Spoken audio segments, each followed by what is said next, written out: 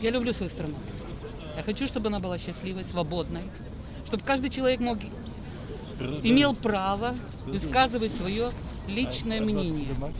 Отдали вдвоем, то стены рухнут, и свободно мы вздохнем. Вы знаете, не очень много людей на площади. Не надо этого пугаться. Это естественно, это слишком много людей еще. Для нашей ситуации слишком много. Это очень хорошо. Конечно, рухнет. Мы здесь власть! Мы здесь власть! Мы здесь власть! Неужели только нам ничего не нравится? Побежали, побежали! Перемен требуют наши глаза. Могу сказать, что мне вам в глаза не стыдно смотреть. Я ни одного разу не голосовала за Путина. Правильно? Респект просто!